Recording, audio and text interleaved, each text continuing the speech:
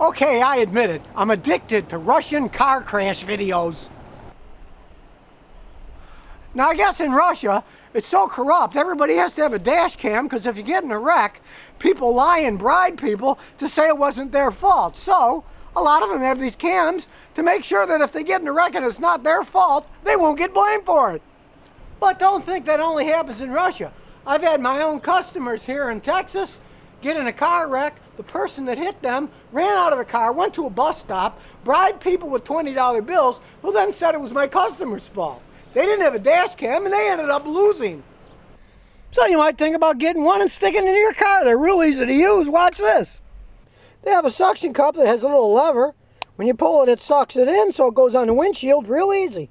Just stick it on your windshield behind the mirror, click it, it's locked in place. Then a dash cam just snaps right here.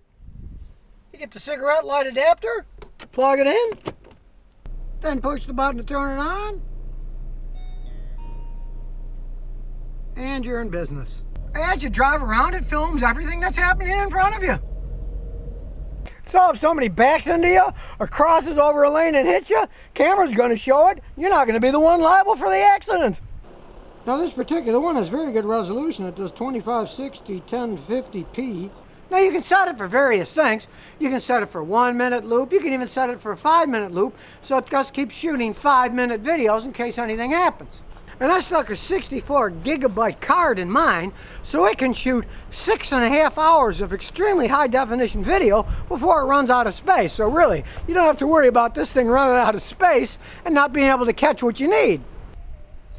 And the cool thing about this one is it has what's called a parking monitor. You can leave it plugged in, and if somebody hits the car, it has a G sensor, it'll turn it on and it'll film the person running into your car and driving away so you can catch them. And that G sensor is also really handy, because if you do get in a big wreck, it senses the wreck and it records that and locks it so it doesn't erase it. It makes it safe so that if you're in a wreck, that information will be stored forever. And just as a side note, it takes 16 megapixel pictures, so it takes pretty good pictures. Check this one that I took with it. Not too shabby a camera. But there are some people that putting in a dash cam may not be such a good idea, like people who are always running into other people. Yeah. But for good drivers, hey, these little dash cams, they can save you a lot of trouble in the long run. Plus, you never know. You might capture something really good, make a great YouTube video, make a lot of money off of it. Or you might catch people doing bad things, and they'll get their just desserts with the video evidence. So even if you aren't addicted to Russian car crash videos like me, a dash cam might be a good idea to stick in your car. And remember, if you've got any questions, just visit the Scotty Kilmer channel.